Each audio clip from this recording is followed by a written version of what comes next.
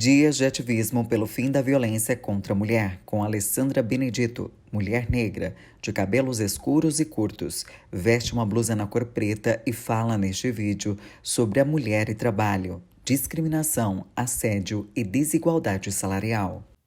Ano de 2020, mulher, trabalho, enfrentamento de discriminação, assédio e desigualdades salariais. Esta ainda é uma triste realidade das mulheres trabalhadoras brasileiras.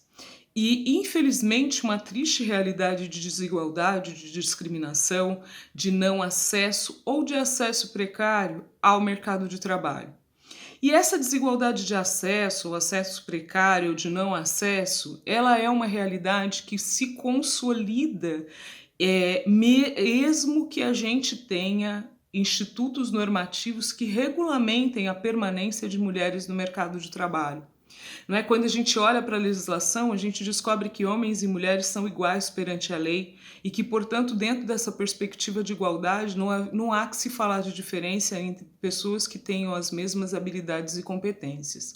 Mas, na prática, os números nos dizem que isso é muito diferente. Que sim, mulheres enfrentam dificuldade no acesso ao mercado de trabalho, mulheres enfrentam dificuldade na permanência no mercado de trabalho e dependendo do conjunto de características que compõe essa mulher, ou seja, da interseccionalidade que faz dela, por exemplo, uma mulher negra, ou de uma mulher com deficiência, ou uma mulher que não esteja dentro dos padrões que naturalmente o mercado contrata para determinadas funções, ela pode conseguir nunca ter acesso ao mercado de trabalho de forma igualitária.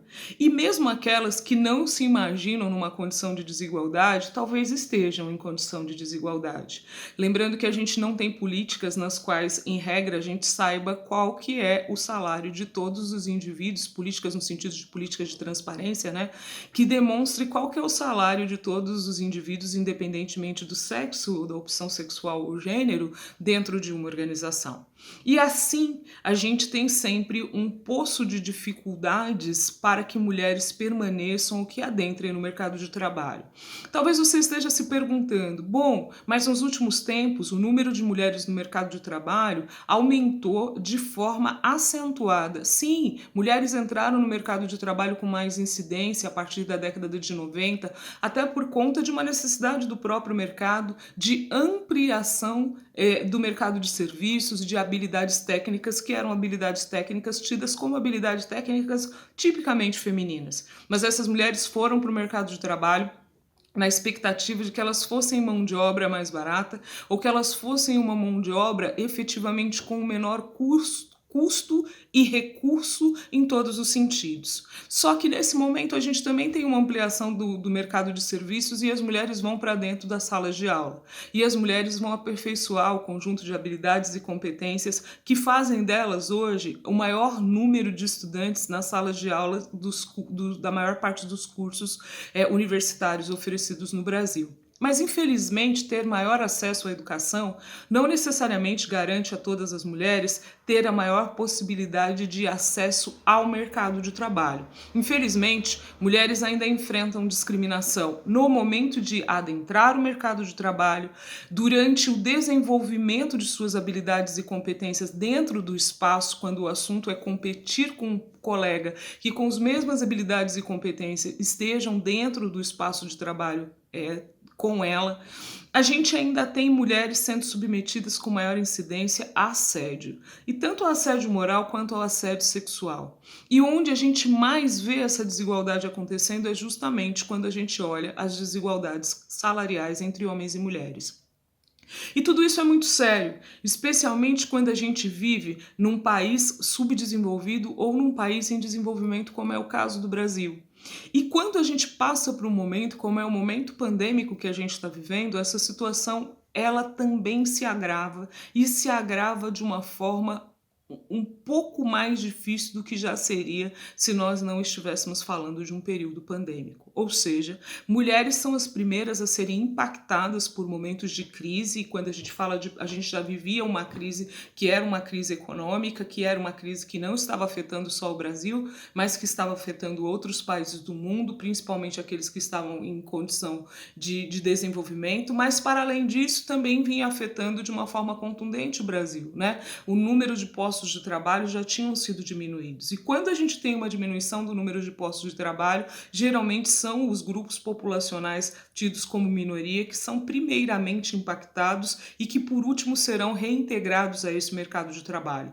Quando a gente pensa em mulheres no mercado de trabalho durante o período pandêmico, você ainda tem que pensar que essas mulheres tiveram que assumir compromissos que são os compromissos da não divisão equitária do trabalho, né? As tarefas domésticas ainda continuam com maior incidência por conta das mulheres. E do que a gente está falando? Do que a gente está falando da não divisão sexual do trabalho de forma adequada? A gente está falando de que o trabalho com cuidados, que eu trabalho com cuidados com mulheres, trabalho com cuidados com crianças, trabalho de cuidados com idosos, ainda continua imperiosamente sobre as costas de meninas e mulheres. E que quando a gente fala de mulheres muito pobres, você precisa lembrar que elas começam a trabalhar mais cedo e, em regra, elas saem desse trabalho mais tarde, ou seja, a dificuldade etária, inclusive, do tempo de permanência e de exploração dessa mão de obra no mercado de trabalho por salários menores, por condições de assédio. Quando a gente está falando de assédio moral, a gente está falando de assédio sexual, a gente está falando de uma sociedade machista que se organiza a partir de parâmetros no qual o trabalho valorizado não é o trabalho valorizado, imperiosamente valorizado, muitas vezes não é o trabalho da mulher. A gente tem observado nos últimos tempos, na verdade, diversas organizações que têm se preocupado com maior incidência, com as diferenças entre homens e mulheres no mercado de trabalho e que têm se preocupado com o impacto dessas diferenças. Mas essas políticas de ações afirmativas não são suficientes e ainda que não sejam suficientes, são extremamente necessárias e cumprem o seu papel para garantir esse processo igualitário entre homens e mulheres no mercado de trabalho.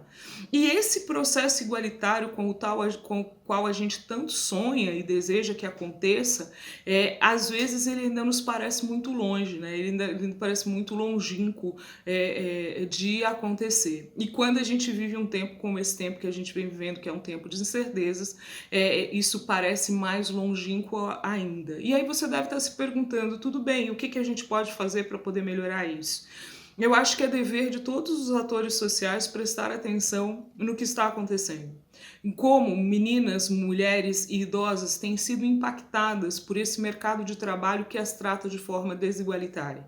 Por esse mercado de trabalho que não consegue ver o verdadeiro valor na atividade humana realizada por mulheres. Quando a gente fala de empoderamento e quando a gente traz lá os 7 princípios de empoderamento da ONU Mulheres, ele vem cuidando de meninas e mulheres e vem dando um direcionamento, um franco direcionamento ao mercado, quando o assunto são meninas e mulheres, quando o assunto é o que a gente vai tratar e a partir do que a gente vai tratar essas diferenças que abrigam meninas e mulheres. Mas quando a gente pensa num Brasil, que ele é formado por vários Brasis, você precisa ver o que é empoderamento em cada canto desse país. Você precisa lembrar que várias mulheres não têm acesso à informação e nem à formação que está disponível para as mulheres que vivem nos grandes centros. E que mesmo entre as mulheres que vivem nos grandes centros, a gente ainda tem muitas mulheres que não têm acesso à educação formal, que não têm acesso à água potável e que também não têm acesso à possibilidade de virar esse jogo.